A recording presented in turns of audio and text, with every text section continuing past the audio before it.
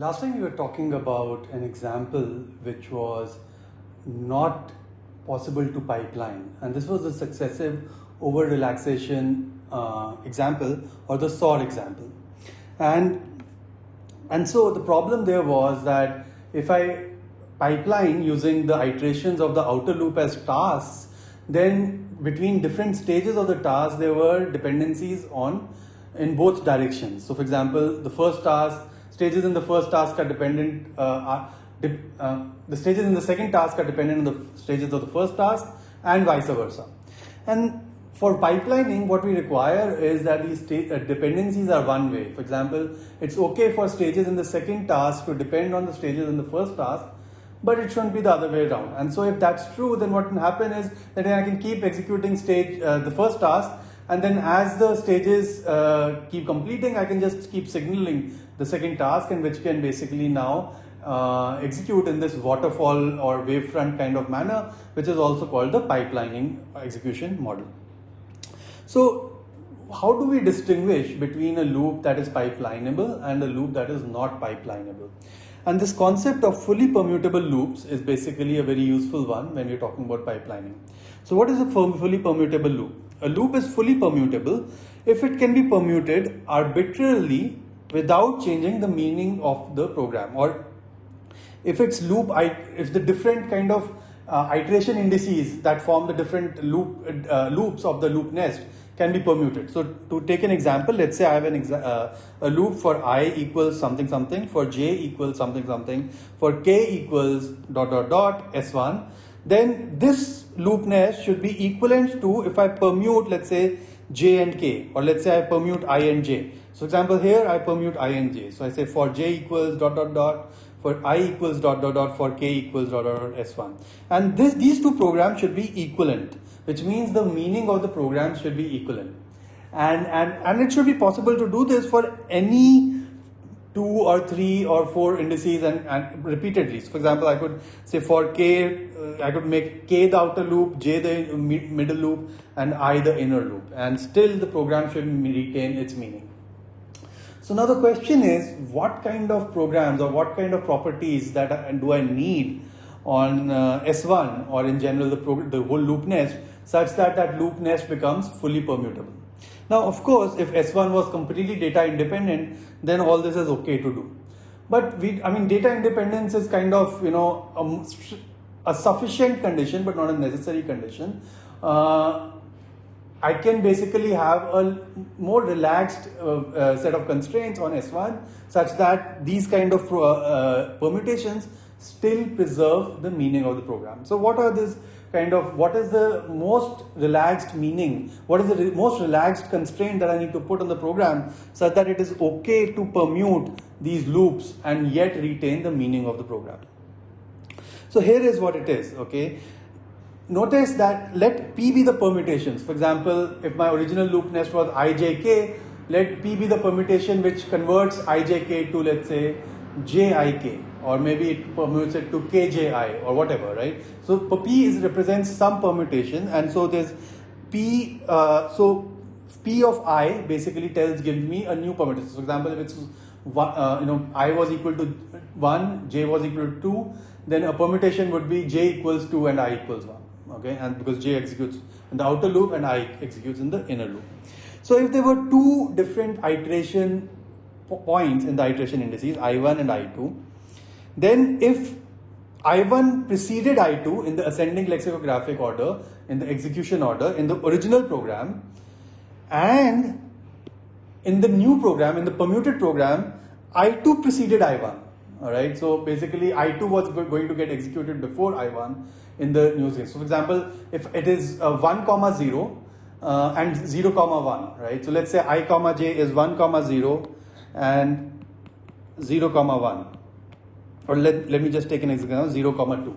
So 1, 0 and 0, 2. So which one precedes which one in ascending lexicographic order? Well, it's clear that 0, 2 precedes 1, 0. But now if I look at the permutation, then permutation, let's say, just switches the order. Then 1, 0 precedes, if I switch the order, then 1, 0 becomes 0, 1. So 0, 1 precedes 2, 0 in ascending lexicographic order. And so whenever this is true, whenever it is true that, for any I1 and I2, and if it is true for 1, 0 and 0, 2, that 0, 2 precedes 1, 0, and the permutation 0, 1 precedes 2, 0.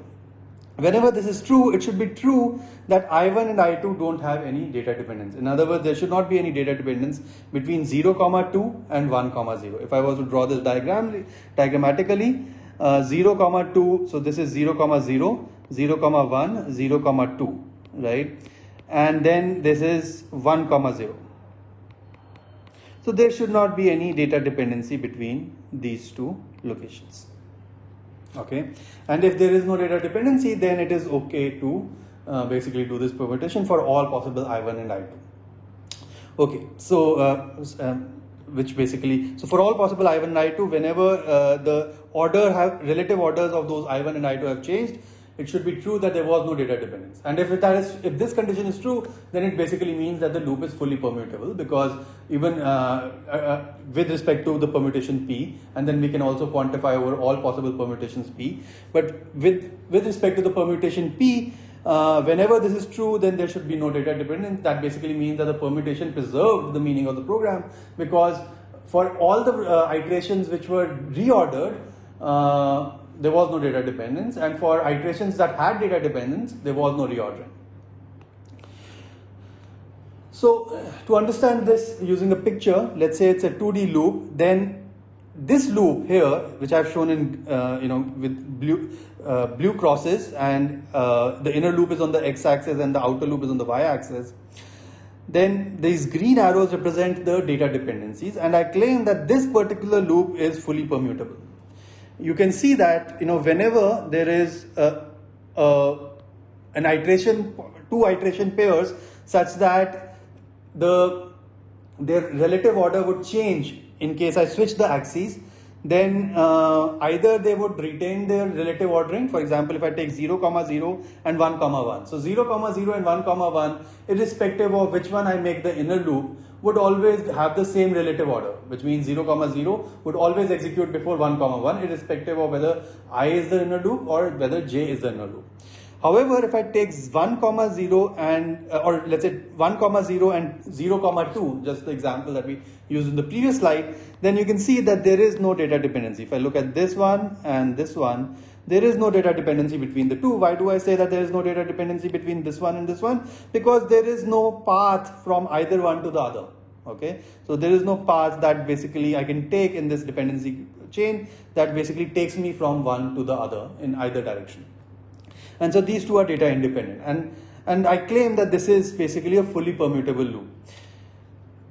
An easier way to think about this is that all the data dependency edges in this 2D diagram should have an angle between 0 and 90 degrees, inclusive of 90 and 0, right? So and this basically means that all my data dependencies are from lower values of I, j, strictly lower values of I, j, which means both I and j are lower, to strictly higher values of I, j. And so that's exactly the condition, that the angle of these data dependency edges is between 0 degrees and 90 degrees.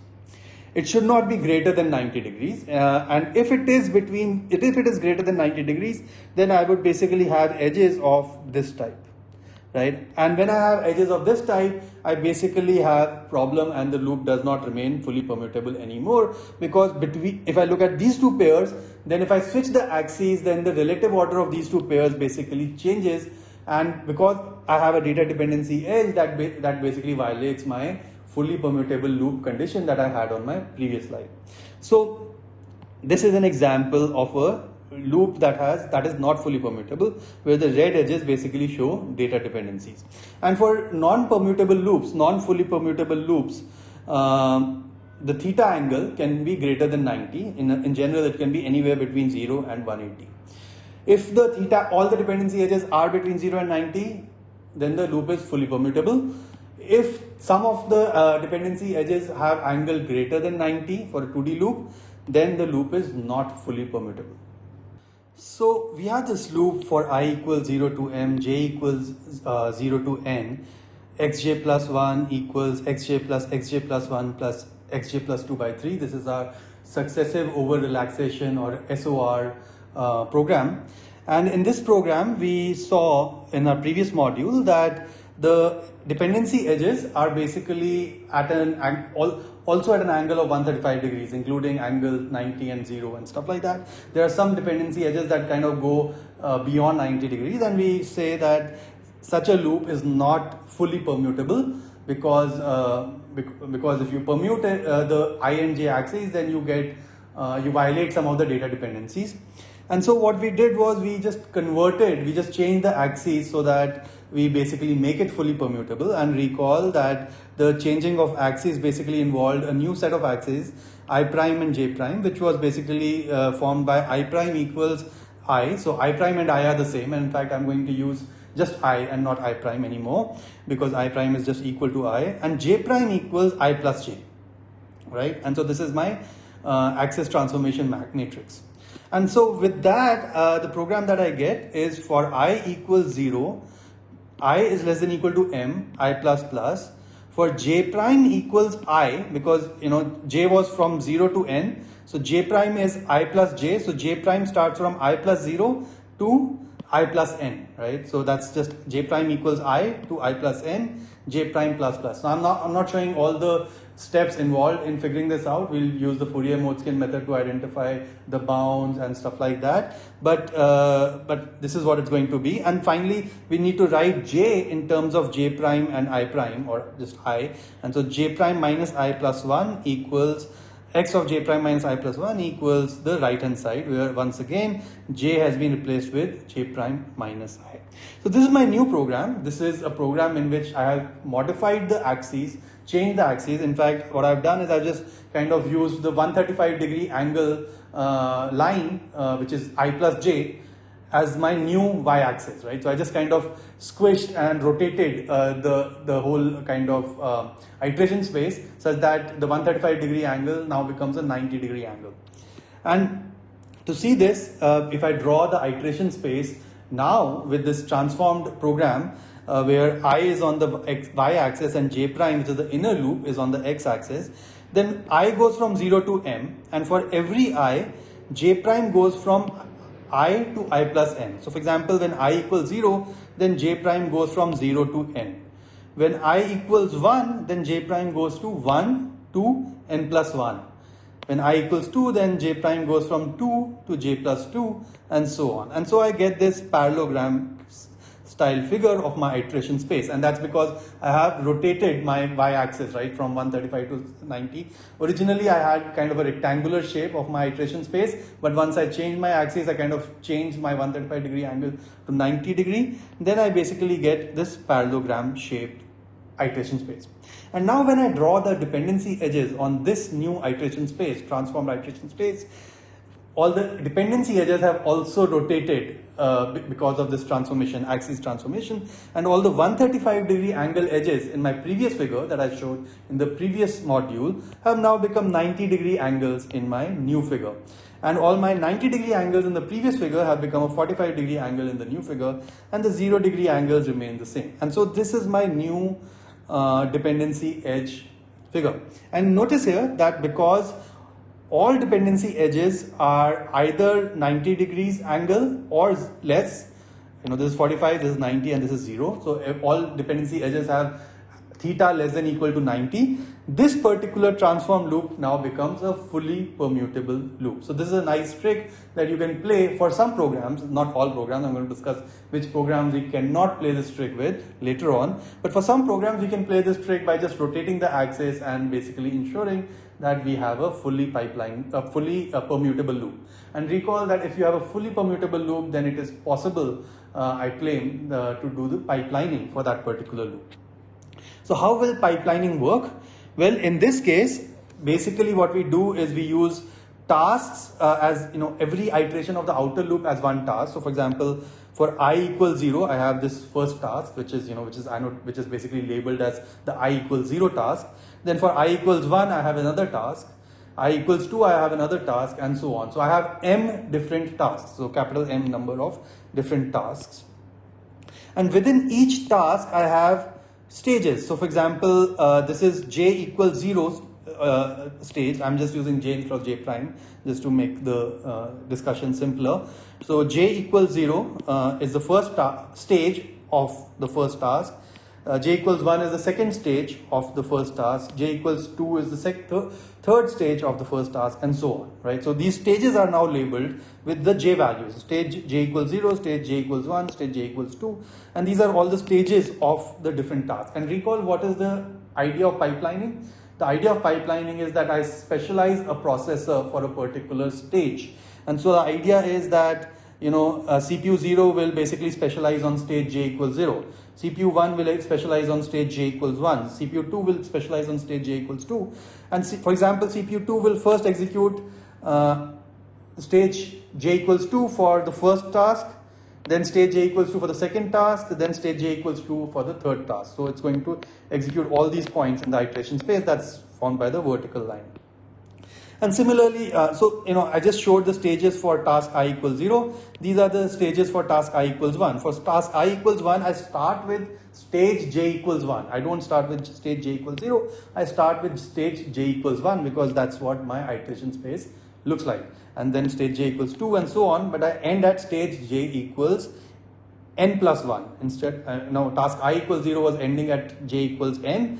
But task I equals 1 is going to end at task task n plus 1, and so on, right? So so there are all these different tasks: task I equals 0, task I equals 1, task I equals 2, and so on, all the way till task I equals m. And then each of these tasks has multiple stages, and the processor is supposed to specialize on the stages. So for example, CPU 0 is going to execute stage j equals 0, and actually at stage j equals 0 there's only one task that executes, so that's okay. CPU 0 is not going to have to do much work. So CPU 0 only has one thing to do, one iteration point to execute. CPU 1 will execute 2 points, 2 iteration points. CPU 2 will execute 3 iteration points, and so on, right? CPU 3 and onwards will execute 4 iteration points each in this particular figure until we reach this point where at CPU M, where it's going to be again we're going to have fewer and fewer points as we go along in the CPU. But these are all the CPUs that I can execute in a pipeline fashion. And so, for example, CPU 1 would first execute stage 1 of task I equals 0. So stage j equals 1 of task I equals 0. But it cannot just execute it straight away. It has to wait for stage j equals 0 of task I equals 0 to tell it that it is done. That's my synchronization. Only then the CPU 1 can execute stage 1, j equals 1 of task I equals 0. And then similarly, so in general, basically, if I look at any particular point, so let's say I look at this particular point, which is stage j equals 1 of task I equals 0. So stage j, this particular point that I've circled in red, before the CPU 1 executes this point, it should wait for CPU 0 to say that it has already executed stage j equals 0 of this particular task, right? So CPU j equals 1 needs to wait for CPU j equals 0 to say I'm done. In general, CPU j waits for CPU j minus 1 to signal before executing what it needs to do. Alright. So in this case, j equals 1. So CPU 1 needs to wait for CPU 0 to signal before it can execute this particular iteration point. So similarly, CPU, in general, if I just generalize it, for example, if I look at this particular point here, so let's say I look at this particular point here, then you just circle it in red. Then this particular, before it can execute this particular point, it has to wait for this point to execute before it can execute this, right? So it has to wait for this point before it can execute this. So in general, any CPU j, so in this case j is 4, so any CPU 4 needs to wait for CPU 3 to signal, and this has to happen for each task. So for example, it has to wait for CPU 3 to signal before it executes this, then it has to wait for CPU 3 to signal again for task I equals 2 before it executes this point, and so on, right? So every CPU just keeps executing, just keeps climbing this vertical chain, but before it executes any point in this vertical chain, it waits for the CPU on its left to signal before it can execute. And that's the whole idea of pipelining, where we basically do order n synchronization on every CPU, because CPU 4 basically waits for synchronization at every point before it executes. So CPU J waits for CPU J minus 1 to signal before exec, and this is for every task. And there are m different tasks in this particular example, and that's why we say this is order m synchronization. How do I wait? Well, so basically there needs to be some signal wait mechanism, and if this particular CPU is waiting for the CPU on its left to signal, then it's the job of the CPU on the left to actually do a signal. So there needs to be a message that CPU 3 sends saying, okay, I'm done, and whenever you are ready, you can also execute now, right? But unless CPU 3 is done, CPU 4 cannot execute. And so there needs to be some way of doing the signal. So for each task I, so first of all, I want to point out that this wait and signal has to happen for each task I. I've been saying this, but I've also written it here. And moreover, after the execution, CPU J signals CPU J plus 1. All right. So CPU J signals CPU J plus 1. So after I've executed this, I should signal CPU 2 that, okay, I'm done with stage 1 of task 0. Now you can execute stage 2 of the same task 0. And so that's what's going to be done for every point. I'm going to wait for the CPU on my left to signal. After I receive that signal, I'm going to actually execute that particular point, and then I'm going to signal the CPU on my right. And I'm going to do this for every horizontal row. In other words, every task, which is every iteration of the outer loop. There are some exceptions. Some places I don't need to wait for the CPU on the left, and those are the boundary points. For example, on the left boundary, I don't need to wait for the CPU on the left. Right? For example, at CPU 1, when I'm at this point, that this is J equals 1 and I equals 1, then there is no left point here. And so I don't need to wait for CPU 0 to basically signal me. Similarly, at this point here, I don't need to wait for CPU 1 to signal me. I can just start executing if I have reached this point, right? So in general, every CPU is going to execute these points sequentially, to climb up this chain sequentially. But when it reaches this point, it no longer, for example, when it's here, then it needs to wait for CPU 1 to signal. Once again, when it's here, then it needs to again wait for CPU 1 to signal. But when it's here at the boundary point, at the left boundary point, then it does not need to wait for the CPU 1 to signal, because it is a boundary point. And so when we are going to do our code generation, we need to be careful about these boundary conditions, as you're going to see in the next module. Similarly, at the right boundary, there is no need to signal. Just like on the left boundary, there's no need to wait. Similarly, on the right boundary, there is no need to signal. I don't need to send any message, because I know that there is nobody on my right that's going to wait for a message for this particular task. Similarly, this is the right boundary point, and this is the right boundary point, and this is the right boundary point. For all the internal points which are non-boundary, I need to do both wait and signal. For the left boundary points in this figure, I don't need to do a wait. For the right boundary points in this figure, I don't need to do a signal.